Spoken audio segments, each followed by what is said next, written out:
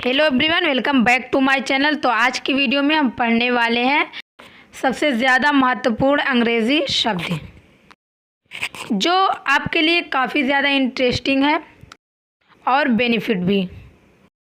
तो आज की जो वीडियो है वह काफ़ी ज़्यादा मज़ेदार होने वाली है, तो चलिए वीडियो के अंत तक बने रहिएगा। तो फिर चलते हैं, वीडियो को स्टार्ट करते हैं। तो पहला जो हमारा शब्द है वो है इज़, साथ में लग गए एबल टू, तो दोनों मिला के क्या बन गए, इज़ एबल टू। क्या हो गए, इज़ एबल टू। इनका अर्थ होता है पा रहा है, योग्य है, सक्षम है। अगर आपको किसी वाक्य के अंत में अनुवाद करते वक्त दिखे पा रहा है या योग्य है या सक्षम है, तो आप किसका इस्तेमाल करेंगे, इज़ एबल टू का इस्तेमाल करेंगे। तो लेकिन किसके साथ करेंगे, इनका रूल है ही, शी, इट, कोई भी नाम के साथ आप एबल टू का इस्तेमाल कर सकते हैं। नाम तो आपको पता है, रोहन, रोहित, पूजा, रीमा, कोई भी नाम हो, चाहे वो एक लड़का हो या एक लड़की हो, सबके साथ आप इस्तेमाल कर सकते हैं।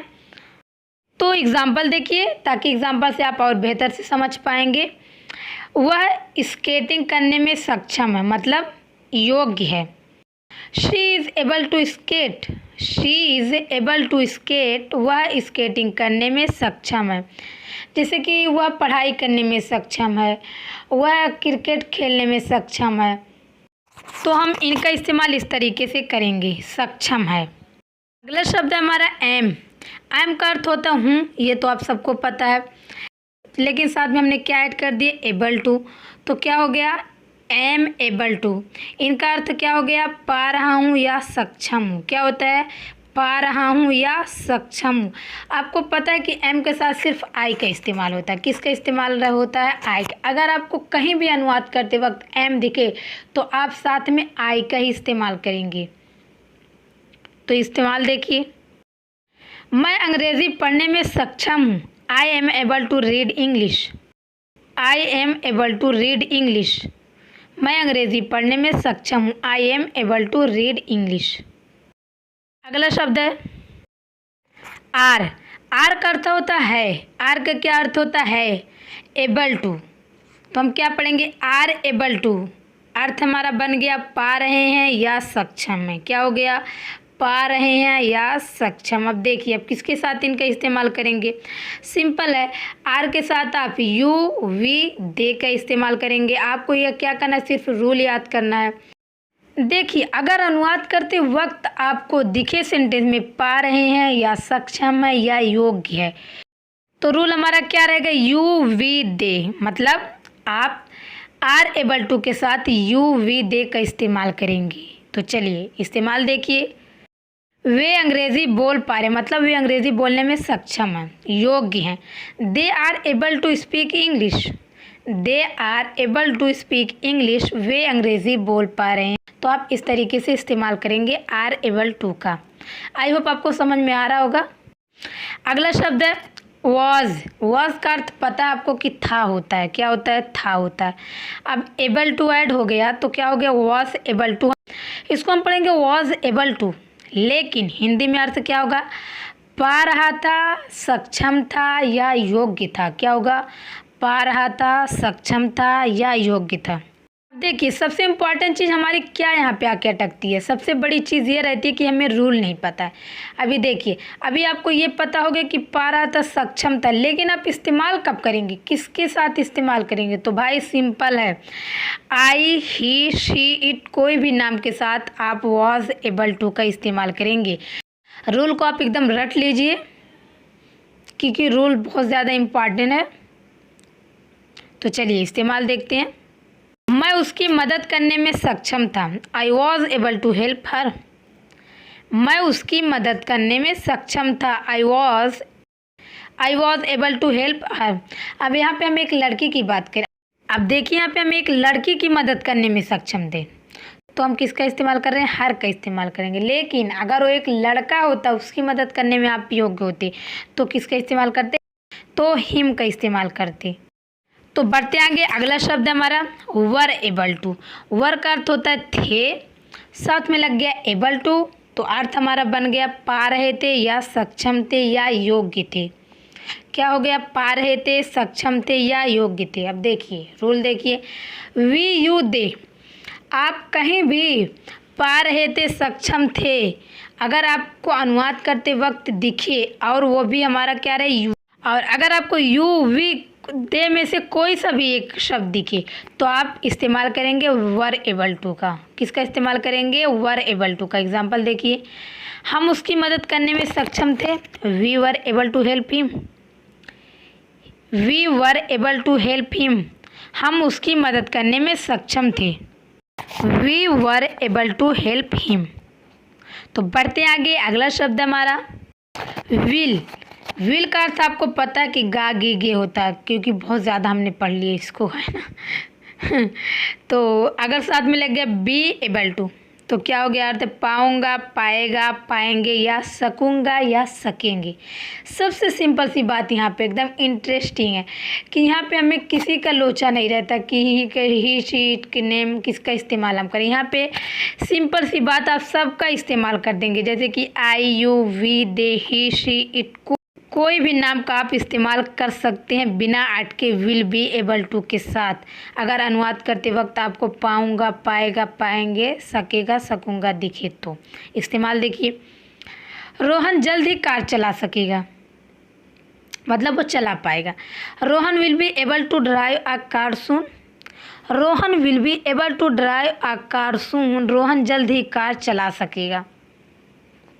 तो बढ़ते आगे, अगला शब्द हमारा इज़ का मतलब अभी मैंने बताया आपको कि है होता है, पहले भी आपने बहुत सारे वीडियो में पढ़े इज़ का अर्थ है होता है। लेकिन सबसे बड़ी चीज़ यहाँ पे साथ में लग गया अबाउट टू। क्या लग गया, अबाउट टू। अब इनका अर्थ क्या बन गया हिंदी में, वाला है। अगर आपको किसी भी वाक्य के अंत में दिखे वाला है, वाली है, तो किसका इस्तेमाल करेंगे आप, इज़ अबाउट टू का इस्तेमाल करेंगे। किसका इस्तेमाल करेंगे, इज़ अबाउट टू का इस्तेमाल करेंगे। क्योंकि अरे मैं स्टेशन पे पहुंचने वाली ही थी कि ट्रेन क्या हुई, वहाँ से निकल गई। अरे बस स्टॉप पे मैंने 1 मिनट बाकी था, पहुंचने वाली थी कि क्या हुआ, बस छूट गई। तो आप वाला वाली का इस्तेमाल बहुत ज़्यादा करते हो, लेकिन आज हम सीखेंगे इंग्लिश में क्या बोलते हैं, इज़ अबाउट टू, राइट। तो देखिए अब इज़ अबाउट टू का इस्तेमाल किसके साथ करना, अगर वाक्य के अंत में अनुवाद करते दिखे वाला है, वाली, तो सिंपल सी बात है भाई, ही शी कोई भी नाम के साथ आप इज़ एबल टू का इस्तेमाल कर सकते हैं। रूल वही है, आपको सिर्फ रूल को याद करना है। तो इस्तेमाल देखिए, वह पढ़ने वाली है, she is about to read, मतलब पढ़ी नहीं, अभी वो पढ़ने वाली है। She is about to read, वह पढ़ने वाली है, she is about to read. तो अगला शब्द हमारा एम। एम का अर्थ होता हूँ, ये तो हम सबको पता है, हूँ होता है। अब ये भी पता है कि एम के साथ सिर्फ आई का इस्तेमाल होता है और किसी का इस्तेमाल नहीं होता। इसमें अपने के लिए तो लोचा नहीं है, क्यों, अगर आपको वाक्य के अंत में वाला हूँ दिखे तो ऑफकोर्स आप इस्तेमाल करेंगे एम का, लेकिन उनके साथ रूल तो एक ही आई है। अगर आप एम का इस्तेमाल करेंगे तो आपको आई का इस्तेमाल करना पड़ेगा, अगर आप आई का इस्तेमाल करेंगे तो आपको एम का इस्तेमाल करना पड़ेगा। सिंपल सा है। तो बढ़ते हैं, अब इनका इस्तेमाल देखते हैं। जैसे कि अरे मैंने थोड़ा काम छोड़ दिया, अभी मैं करने वाला हूँ उसको, मतलब अभी मैं पूरा करने वाला हूँ, ख़त्म करने वाला हूँ। अरे हाँ अभी मैं मार्केट जाने वाला हूँ, मतलब ऐसे हम इस्तेमाल करते हैं, एवरीडे हम ऐसे बोलते हैं। तो इस्तेमाल देखिए ताकि आपको और बेहतर से समझ आए। मैं एक कंपनी शुरू करने वाला हूँ, I am about to start a company. I am about to start a company, मैं एक कंपनी शुरू करने वाला हूँ। आर अबाउट टू, आर का अर्थ है होता है, है होता है। अब साथ में अबाउट टू लग गया तो क्या हो गया, वाले हैं, मतलब वह जाने वाले हैं, वह अभी खाने वाले हैं। ऐसे हम इस्तेमाल इनका करते हैं। अब रूल देखिए इनका, अभी हमने आपको पीछे बताया ना, जैसे कि able to, am to, is able to, are able to, उन सब का सेम रूल फॉलो करना, आपको same to same rule follow करना है। तो देखिए आर एबल टू के साथ किसका इस्तेमाल करेंगे, वी यू दे का इस्तेमाल करेंगे। किसका इस्तेमाल करेंगे, वी यू दे का इस्तेमाल करेंगे। तो इस्तेमाल देखिए, हम लोग जाने वाले हैं, we are about to go, we are about to go, हम लोग जाने वाले हैं। We are about to go, हम लोग आने वाले हैं। We are about to come, we are about to come, हम लोग खेलने वाले हैं। We are about to play. ऐसे हम इन सब तरीक़ों से इस्तेमाल कर सकते हैं अपने सिचुएशन देख के। तो अगला शब्द हमारा वॉज का अर्थ होता था, साथ में लग गया अबाउट टू, अर्थ हो गया वाला था वाली थी। क्या हो गया? वाला था वाली थी। अब देखिए रूल तो सबसे ज़्यादा ज़रूरी जानना होता है आपको। अगर आप अंग्रेज़ी सीख रहे हैं तो आपको सबसे ज़्यादा इम्पॉर्टेंट जो है, सबसे ज़्यादा ज़रूरी क्या है, वो है रूल। तो इस्तेमाल करेंगे आई ही शी इट, कोई भी नाम के साथ आप वॉज एबल टू का इस्तेमाल कर सकते हैं अगर अनुवाद करते वक्त वाला था वाली थी दिखे तो। एग्जाम्पल देखिए, वह जाने वाली थी, she was about to leave. She was about to leave, वह जाने वाली थी, she was about to leave, मतलब वह जाने वाली थी लेकिन गई नहीं। वर का अर्थ होता थे, about to were about to, क्या हो गया अर्थ? वाले थे। देखिए किन के साथ इस्तेमाल करेंगे? वी यू दे के साथ इस्तेमाल करेंगे। रूल हमारा है we you they. Were about to का इस्तेमाल आप करेंगे वी यू दे के साथ। अगर अनुवाद करते वक्त आपको दिखे वाले थे तो। एग्जाम्पल देखिए, they were about to study, they were about to study, वे लोग पढ़ने वाले थे। They were about to study. बढ़ते आगे, अगला शब्द हमारा इज़ का अर्थ होता है यार है होता है, बहुत हम लोग पढ़ लिए इसका।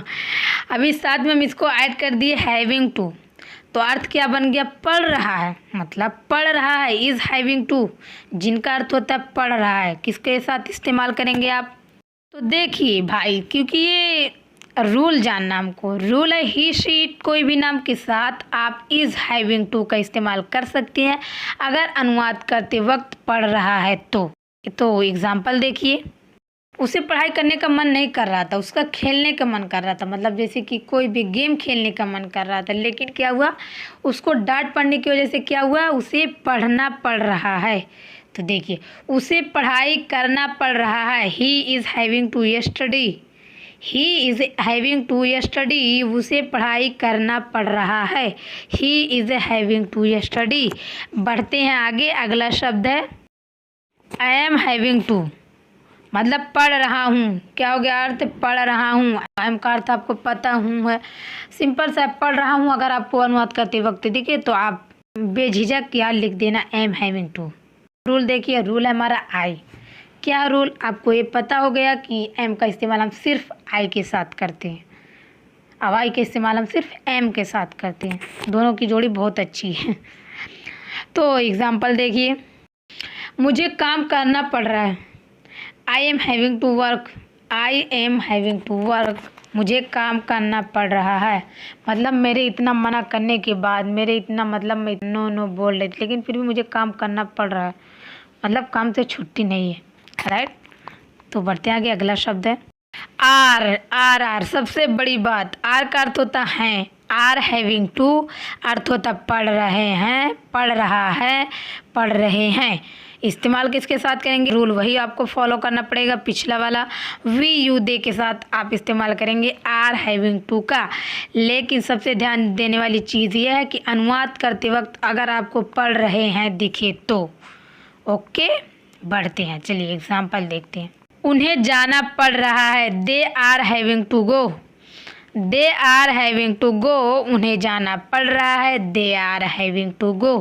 तो बढ़ते हैं आगे, अगला शब्द हमारा वॉज का अर्थ होता है था। भाई ये भी हमने बहुत सारे वीडियो में वॉज पढ़ते हैं, लेकिन अच्छा कि जितना आप पढ़ोगे, जितना आप सुनोगे, उतना परफेक्ट बनोगे। वॉज हैविंग टू का अर्थ होता है पढ़ रहा था। क्या होता है अर्थ? पढ़ रहा था। अब इस्तेमाल इनका किसके साथ करेंगे? आई ही शी इट, कोई भी नाम के साथ आप इस्तेमाल करेंगे पढ़ रहा था। इस्तेमाल देखिए, मुझे काम करना पड़ रहा था, I was having to work, मतलब पहले करना पड़ रहा था। I was having to work, मुझे काम करना पड़ रहा था। अगला शब्द हमारा वर हैविंग टू। वर का अर्थ होता है थे। क्या होता है? थे, था। अब वर हैविंग टू, अब इनके साथ आप किसका इस्तेमाल करेंगे, वी यू दे का इस्तेमाल करेंगे। रूल आपको वही फॉलो करना है, मतलब पिछला वाला रूल फॉलो करना है आपको। कहीं भी अनुवाद करते वक्त देखिए पढ़ रहा था तो आप इस्तेमाल करेंगे वी यू दे का इस्तेमाल करेंगे। इस्तेमाल देखिए, उन्हें जाना पड़ रहा था, दे वर हैविंग टू गो, मतलब वह ज़बरदस्ती जा रहे थे, फोर्स करने पर जा रहे थे। They were having to go, उन्हें जाना पड़ रहा था, दे वर हैविंग टू गो। तो आज की वीडियो बहुत ज़्यादा इंटरेस्टिंग थी। आई होप आपको वीडियो पसंद आई हो। अगर आपको वीडियो पसंद आई हो तो लाइक करिए, कमेंट करना तो बिल्कुल भी मत भूलना। तो आज की वीडियो यहाँ पे एंड करते हैं, मिलते हैं अगली वीडियो में। आज के लिए बस इतना ही।